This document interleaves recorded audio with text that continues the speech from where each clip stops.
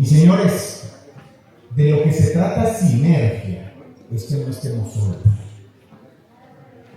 Y cuando no estamos solos es porque decimos que ¿quién me respalda? Cuando menos que mi barrio, ¿no?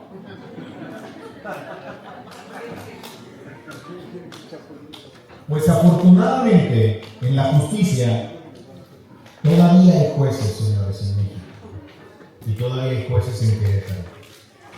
Y aquellas personas que se ven involucradas en conflictos laborales, si eres trabajador y tienes la razón, y si eres patrón y tienes la razón, ¿sabes qué? Tu Barrios te respalda. Con ustedes el juez Barrios.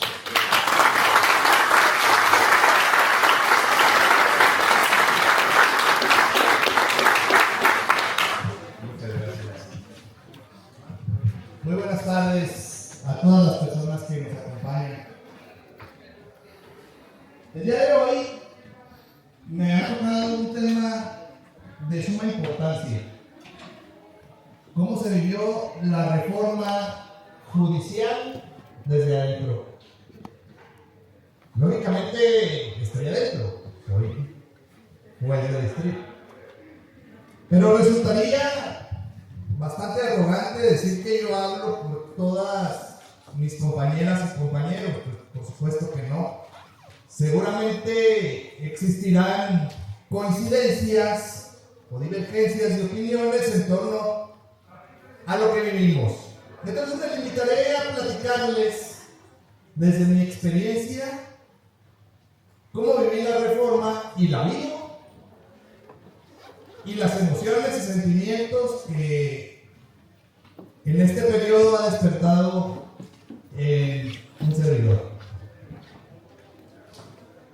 Cuando esta reforma apenas era una iniciativa,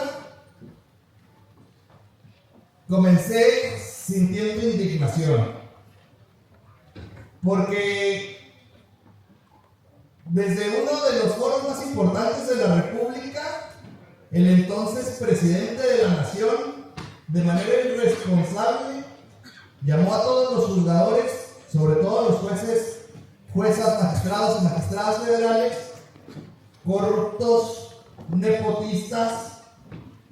La indignación venía desde la creencia, sin lugar a dudas, de que miles de compañeras y compañeros no son eso, y yo en lo personal no soy eso.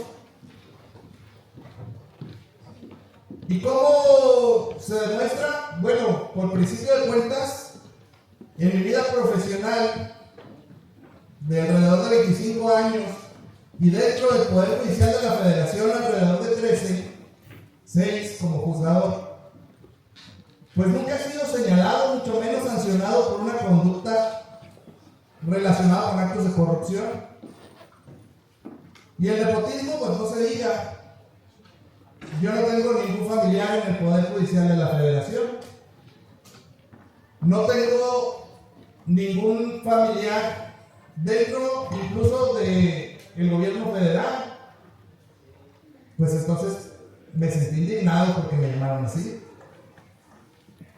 Pero dije, finalmente se me resbala. No es la primera vez que critican de manera infundada lo que nosotros hacemos, pero los jueces hablan a través de sus sentencias. Hagámoslo. Me sentí respaldado por el entonces Consejo de la Judicatura Federal, que decía: ustedes tranquilos, nosotros los respaldamos. Y no nos respaldaron. Después me sentí avergonzado y muy triste de ver cómo esta iniciativa germinaba e iba pasando todas las barreras que pues los trabajadores del Poder Judicial y la ciudadanía organizada poníamos para que esta reforma no viera la luz. Los movimientos que realizamos no hicieron mayor eco. Salió el Poder Judicial a las calles, pero muy pocas personas nos siguieron. Y eso me hizo sentir tristeza.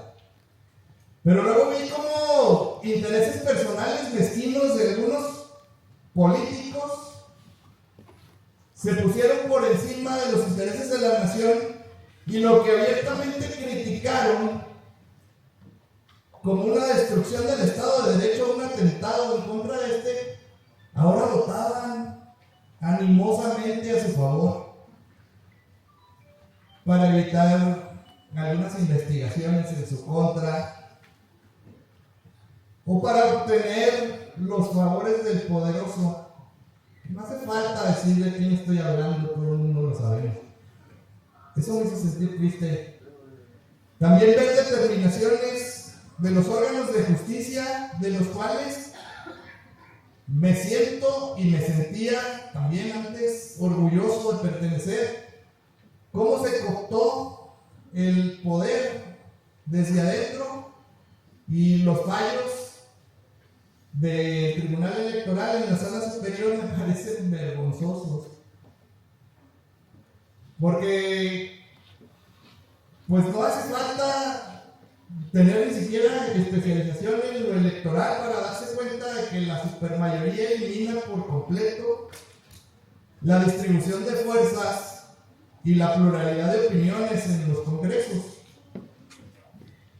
Pero también nuestro máximo tribunal no hizo lo que se necesitaba para obtener una sola sentencia de fondo respecto de esta muy mal llamada reforma judicial. Desgraciadamente esta reforma vio la luz y se convirtió en derecho positivo. Y comencé a sentir otro tipo de emociones que con gusto les comparto. Primero me sentí humillado, porque el nombre de grandes juristas, como Lalo, que nos acompaña, se convirtieron en un número, en una pelotita que metieron en unas tómbolas. También estuve yo ahí. Y algunas personas se sentían orgullosas de que su número no salió sorteado y que por tanto tienen la dicha de ocupar la posición hasta 2027 y otros en 2025 decían adiós. Eso fue una humillación completa a las personas que decidimos estructurar un proyecto de vida y dedicar esta y todas nuestras energías para la administración de justicia. Fue verdaderamente humillante este ejercicio, pero no fue la única emoción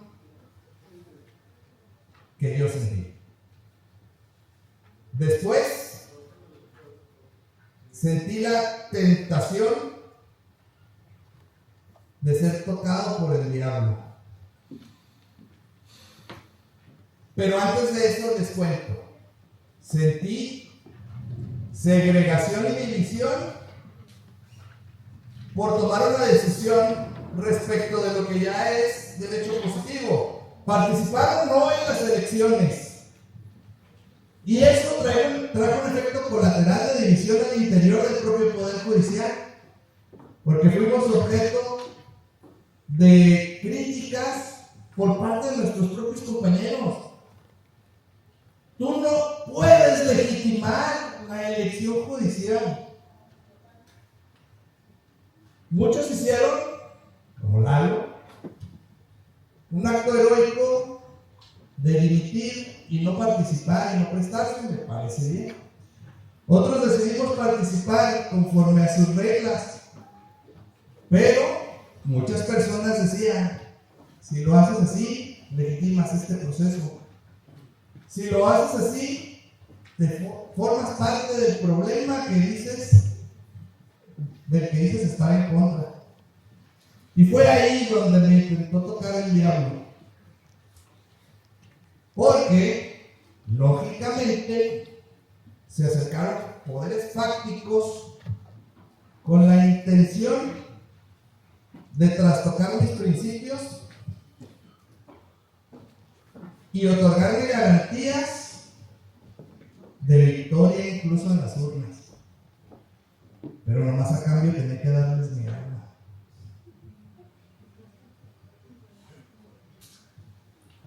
Gracias a Dios no caí, pero tampoco gané. Para sorpresa de nadie, la elección judicial donde participé como candidato a una magistratura, pues no se dio. Pero sigo siendo juez al menos hasta 2027.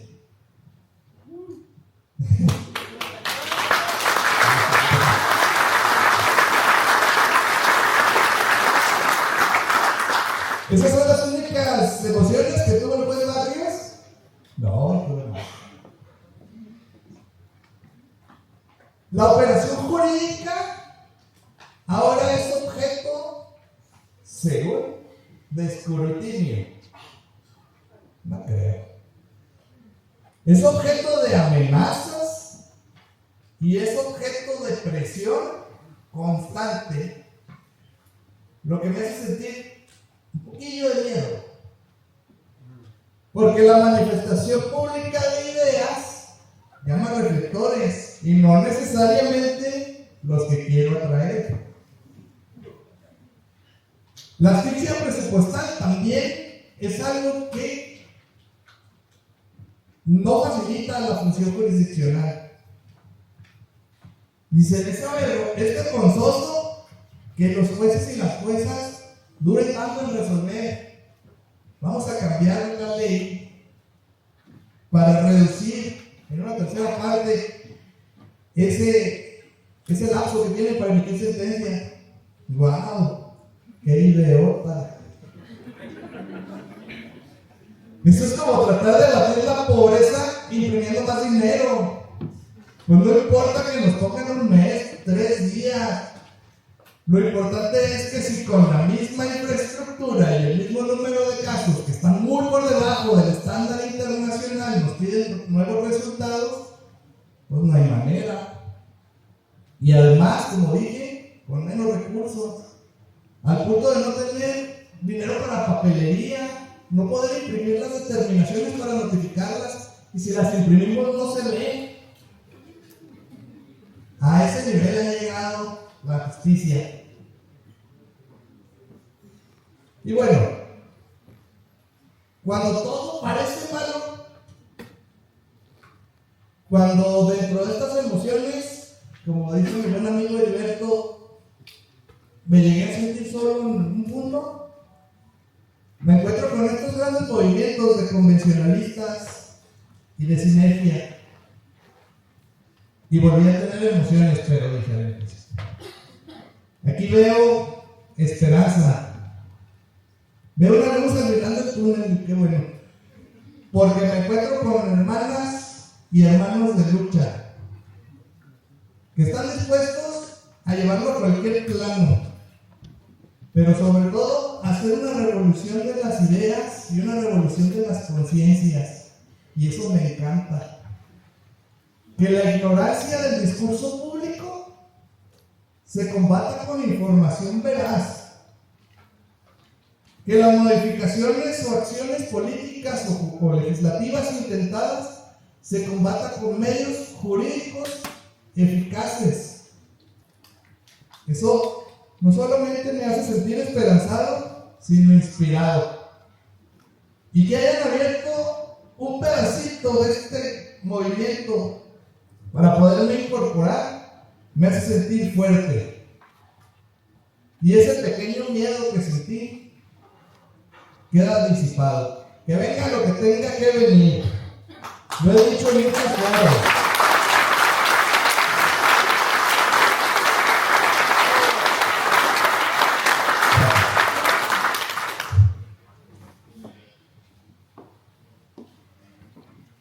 La actividad humana, desde mi óptica, más cercana a lo divino, es administrar justicia.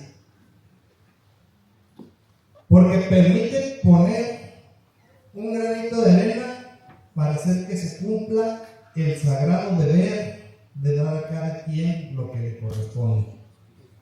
Y desde mi trinchera manifiesto que estoy comprometido con la patria, cueste lo que cueste. Mientras tenga fuerza en este cuerpo, cumpliré con ese mandato. Muchas gracias a todas las personas que participan en estos movimientos, realizando estas labores altruistas, pro bonos, desinteresadas. Mi más profundo respeto y admiración a las víctimas de violaciones graves a derechos humanos que honrosamente me tienden la mano. De verdad, muchas gracias. Y espero que las palabras de quienes me antecedieron en el uso de la voz y quienes seguramente hablarán posteriormente inspiren a todos y cada uno de ustedes para seguir haciendo lo propio. México necesita reivindicar la abogacía, los principios éticos y profesionales que deben de regir a esta honrosa profesión y la vinculación, que dice Silvia, aspecto importantísimo para llegar a buen puerto. Que sean ustedes el vehículo para llegar a cada vez más personas. Porque recuerden que ningún imperio es eterno, por malo que parezca. Muchísimas gracias.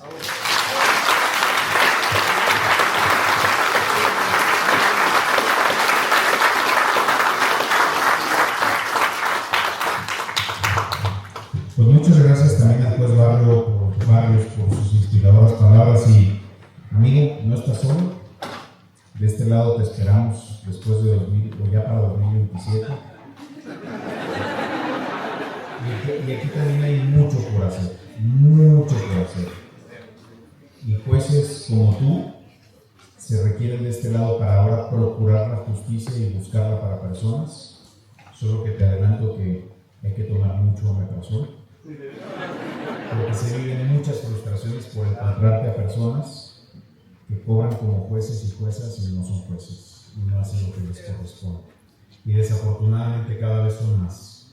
Porque cuando habemos personas comprometidos con nuestra patria y comprometidos a honrar el juramento que hicimos, que solo los jueces federales hicimos en la Suprema Corte de Justicia Nacional, el recinto más sagrado hasta hace poco, de justicia del país, de guardar y hacer guardar la Constitución, es lo que nos movía.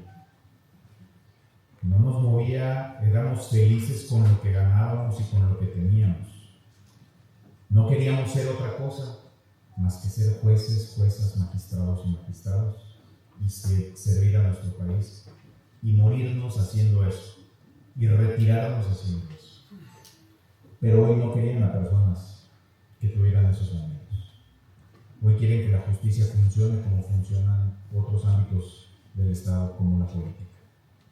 Por conveniencia, por negocio, por presiones, por llamadas. Recuerden las palabras de Couture. ¿Se acuerdan aquellas palabras del juez? El juez es centinela de la libertad.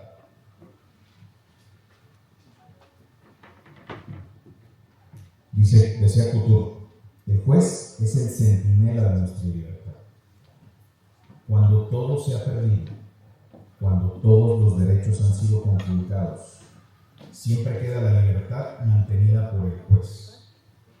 Pero el día en que el juez tenga miedo, sea pusilánime, dependa de los gobiernos, de las influencias o de sus pasiones, ningún ciudadano podrá dormir tranquilo.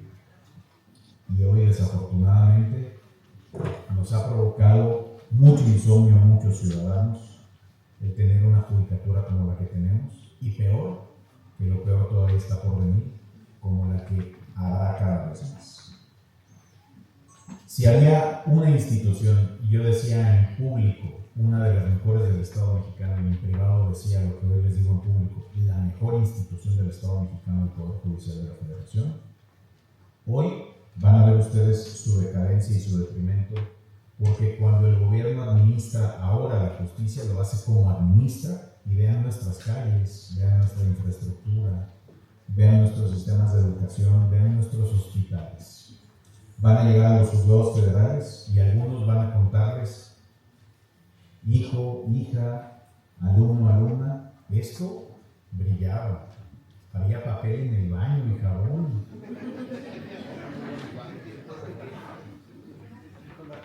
Hoy no tienen tóner, están las humedades, no sirven los elevadores, porque es una cuestión no del lugar, sino de quien lo administra. Ya comienzan sin papelería, sin tóner, sin insumos, y simple y sencillamente se quiere algo, pero a mi modo. No se puede. Para que las cosas funcionaran como se hacían, tiene que ser al modo del Poder Judicial de la Federación, que era la que más se esforzaba por aplicar las cosas como debían funcionar. Pues,